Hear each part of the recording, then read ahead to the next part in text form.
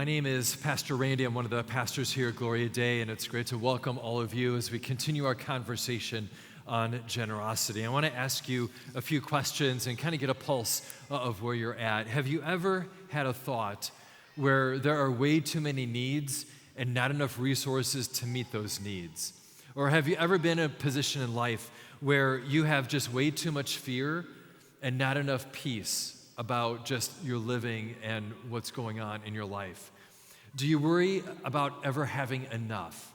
Do you worry that you're running out, that your resources that you have are going to end at some point, and so you're doing all you can to just gather and grasp and hold on as long as you can to as much as you can? Do you ever feel like you just can't get ahead, especially with your finances, that just as soon as you're ahead and you feel like you're in a good spot, there's an emergency repair and it just sets you backwards and you're reeling? Or that you're just living a reality from one paycheck to the next where there's just way too much month at the end of the money and you're wondering how to make ends meet? If that's you, or if you know someone else who's ever faced those realities, this is a great conversation to be a part of.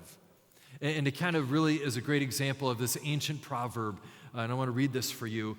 You have sown much, and you've harvested little. You eat, but you never have enough. You drink, and you never have your fill. You clothe yourselves, but no one is warm. And he who earns wages does so only to put them in bags with holes. This ancient proverb is from Haggai, a book in the Bible, and when you read that, does that just summarize where you're at, or does that summarize someone else's life that you know, that they're just working and doing the best they can, but they just can't get ahead? Well, we've been looking at stories of real people who could answer yes to all those questions. There was a story a few weeks ago of a starving family who lived during a national famine. There was no food anywhere to be found, and they were about to use up the last of what they had in the pantry, and they gave the last of their food to a guy named Elijah, and they saw a miracle happen where they never ran out for the rest of that famine. Or the story last week of a huge crowd of people, and they were just dropping wads and wads of money into the offering plate to pay for things. And Jesus points out to this widow, this poor elderly widow, who has 2 coins that are barely worth a penny, and she drops them in. And he says she was more generous, and that offering echoed throughout her entire life more than anyone else in that crowd of rich people. So these stories and today's story show us that generosity, it isn't about a bank account. It doesn't start there. It starts with our heart.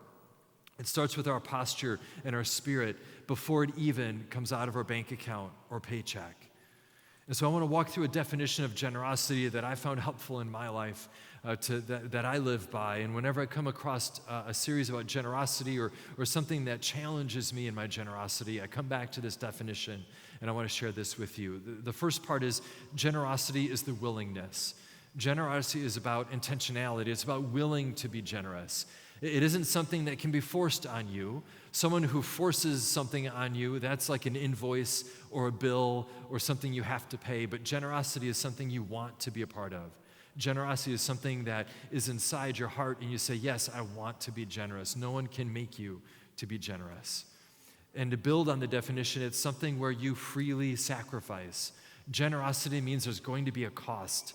Generosity means that you're going to sacrifice something that you hold very dear. And just when you're in the sweet spot of generosity, just as you've worked on this in your life and you say, okay, I'm generous, I've arrived, generosity forces the question, challenges you to say, what more can you sacrifice? What more can you give up and live without so that you live with joy and a generous heart? So generosity is this willingness to freely sacrifice, and this next part is key, what you have. You can't look at your neighbor, you can't look at your son or daughter or your parents and force them to be generous and say their generosity by osmosis, right, applies to my generosity. That's not how it works. Generosity is about what you've been entrusted with. Generosity is about your stuff and the things you have. How are you being generous with what you have? Generosity is the willingness to freely sacrifice what you have without condition and without return. When you're generous, you don't care about who gets the credit. When you're generous, you don't care if you get recognized or not. When you're generous, you just give, and you're just thankful that you have the opportunity to give. And if you're recognized or if you're thanked, then that's just gravy. That's just a cherry on top. But at the heart of generosity is sacrificing what you have without any return, without any condition, no strings attached. And this definition of generosity, it is so rare. And when we come across generosity, it's forcing us to pause and take notice and say, whoa, that was a very generous act that person did. And when we're confronted with true generosity, it catches us off guard. And it holds us back to say, whoa, this was pretty crazy what someone did. Because generosity doesn't come natural to us. We don't enter into this world and we're generous and we give. I mean, I challenge you to look at a 2-year-old, 3-year-old, 4-year-old, and the first words out of their mouth are not, here, have my toy, I want to share with you.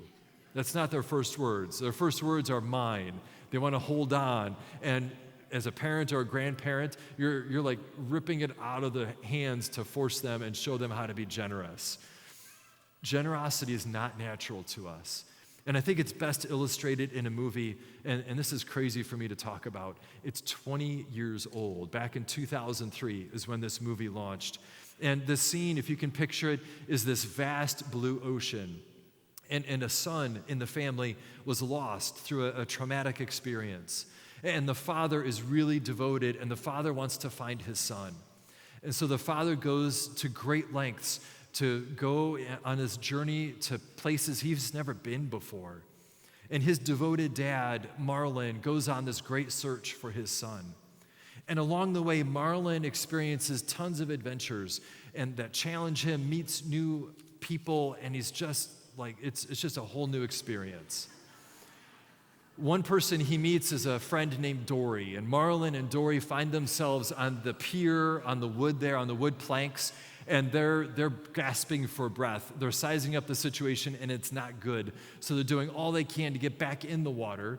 And then this seagull comes by and says, hey, Marlon, hey, Dory, get in my beak, get in my mouth, because I want to save you. And Marlon would have nothing of it. He's like, no way. Pelicans eat fish. There's no way I'm trusting you with my life to get into your mouth.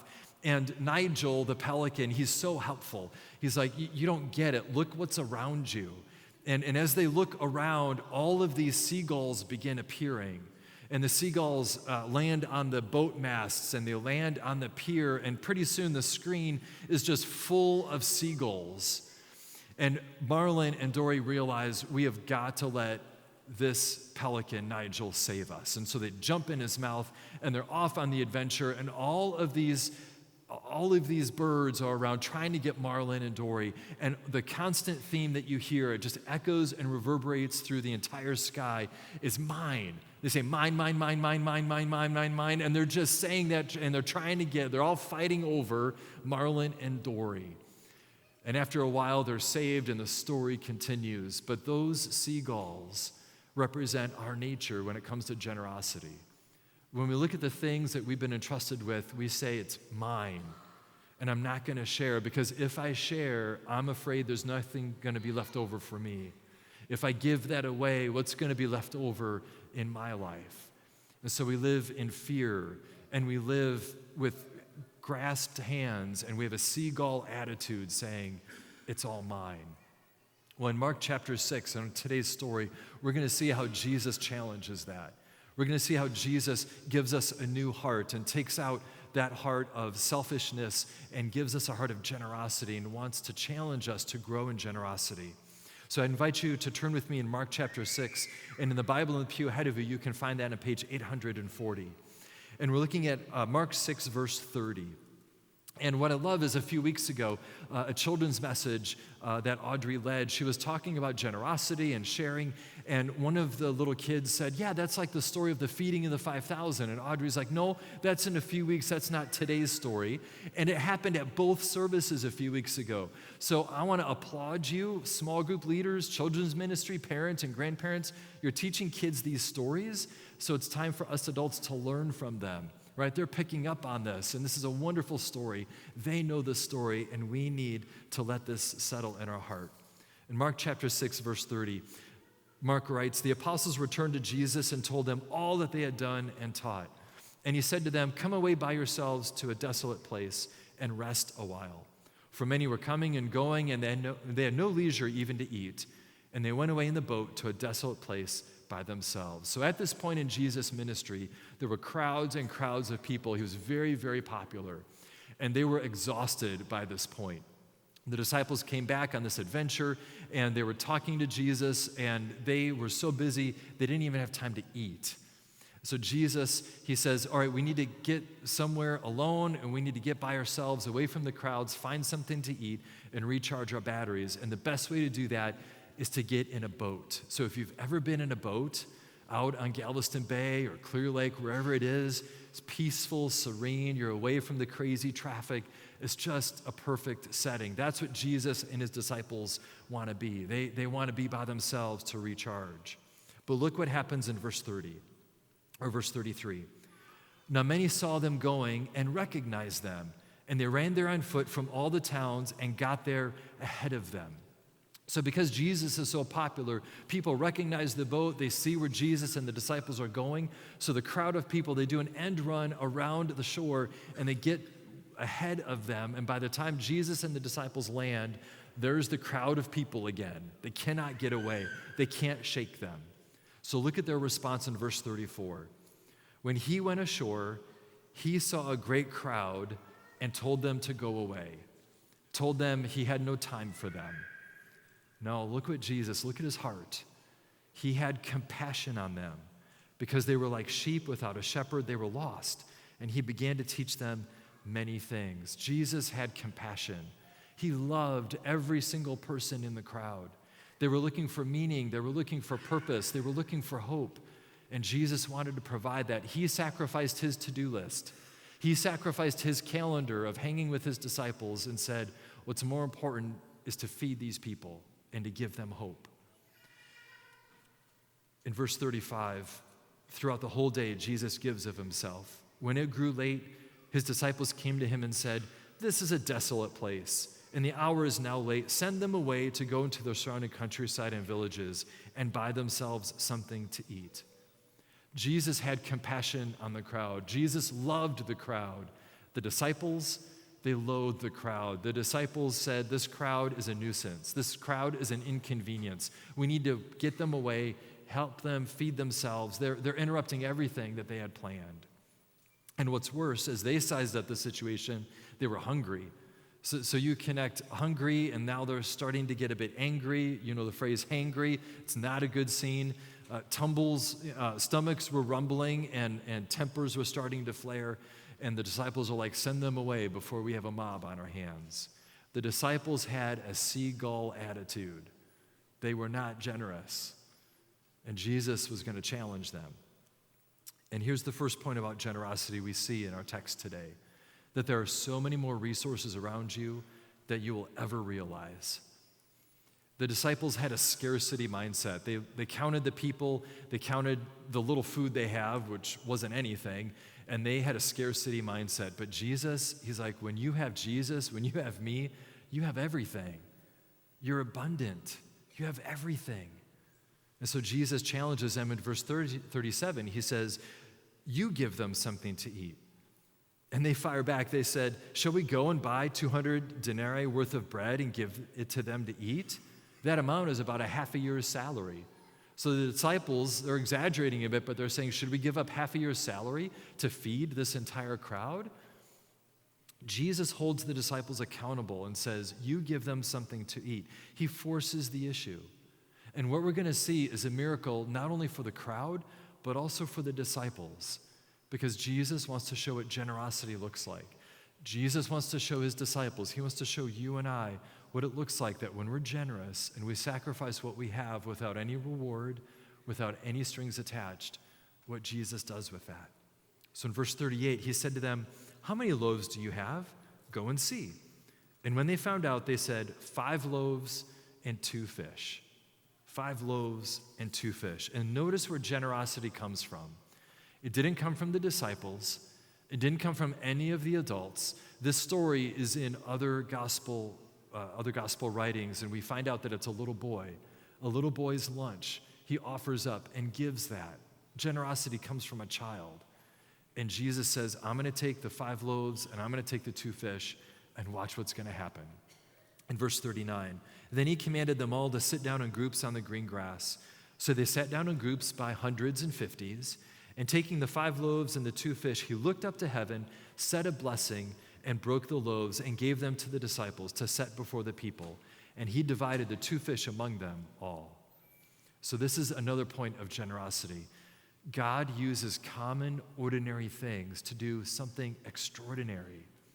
We don't have to look to God in some big, flashy thing. God uses ordinary, common things in our world, common things in your world to do something extraordinary, to do something extravagant in your life.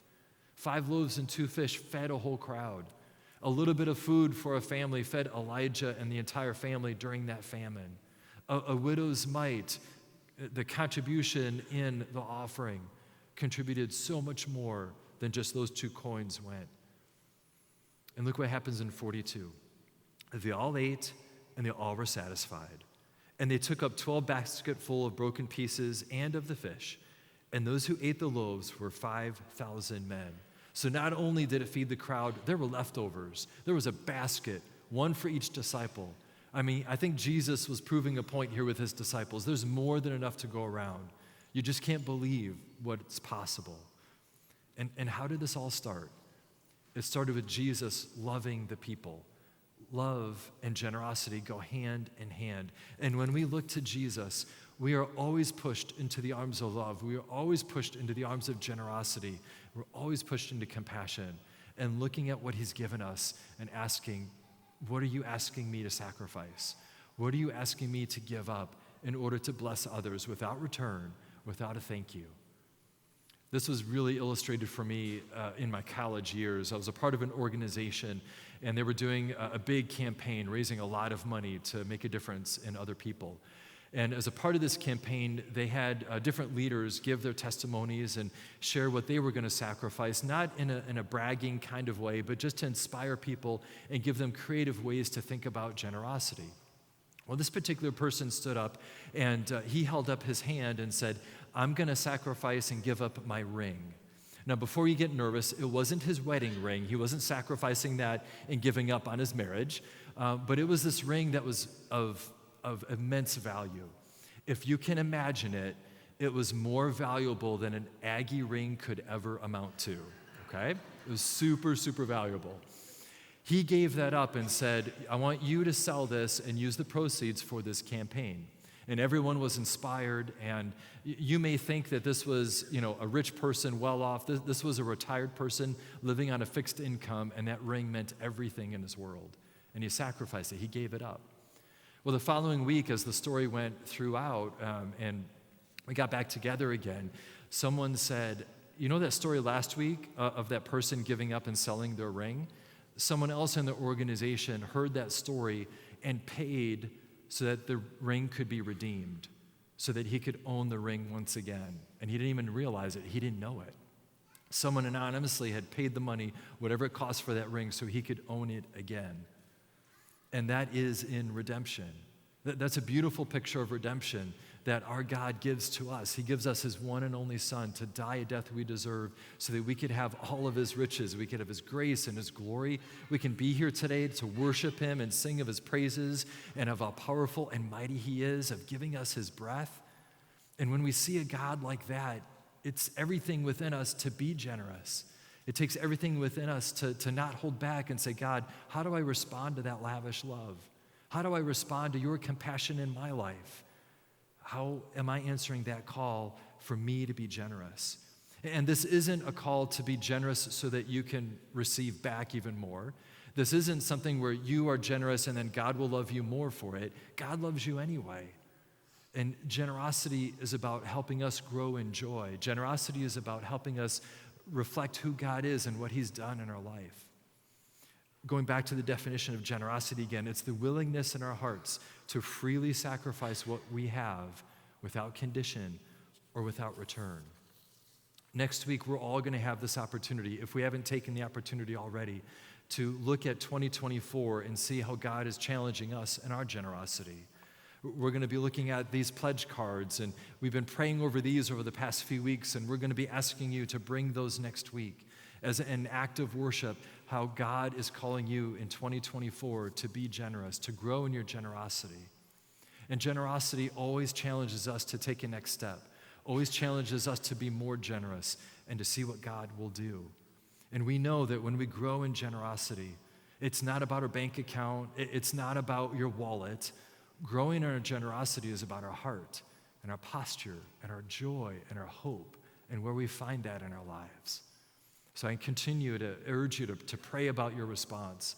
And as we celebrate and worship next week, this is my third and final point we see here in this text of Mark chapter 6. Generosity is not about equal amount. Generosity is about equal sacrifice.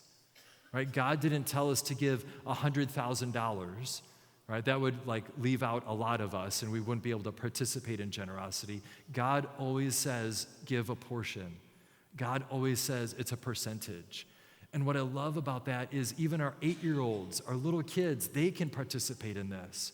I love it when the ushers, they're going through receiving the offering. I love it when they have to slow down because a family is scrambling to get their money and the kids are trying to find their money to participate and be a part of that worship experience of giving the offering.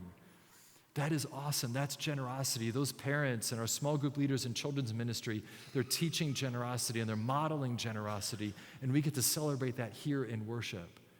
And in that little child, as they grow, they're going to have joy, they're going to have hope because of the sacrifices they're making and what they're modeling from their parents and their grandparents and people around us here at Gloria Dei. So it doesn't say this in the text, but it was one little boy's lunch with 5 loaves and 2 fish, and Jesus did miraculous things with that lunch. What if there were more lunches in the crowd? Can you imagine what would have happened if there were more lunches in the crowd and more lunches were brought to Jesus? What impact that might have had? And I ask that for Gloria Dei, for you and me. Can you imagine your lunch? Not your physical lunch that you're going to have in a little bit, but I'm saying your generosity. Can you imagine your little bit connected to your little bit, connected to their little bit, connected to my little bit of generosity? Can you imagine how all of that will make a bigger impact and what God can do in and through you and me to transform lives, to impact the people around us? I want to invite the band forward as we continue to worship and celebrate a generous and gracious God. But we have big visions at Gloria Dei. We have big visions to see this impact of the Clear Lake area and to bring people who don't know Jesus into awareness of who he is and what he's given up for them so that they can experience God's love. What would it look like as we bring those lunches, as we bring those gifts together and be able to say, man, we can do far more together than we can by ourselves? So I pray that you would continue over the next week to pray about your response. And more importantly, look at your heart of generosity. And if you need to grow in that, ask your Lord to give you the strength to make that sacrifice, to take a step, to say, okay, God, you're asking me to give this up, and I'm going to trust you. I'm not going to fear. I'm not going to worry about if there's going to be leftovers, because you are a God of hope. You are a God of generosity, and you can do far more abundantly with what I have than what I can do by myself. May God grant that to all of us, that we would grow in generosity and grow in joy and love and compassion. In Jesus' name, amen.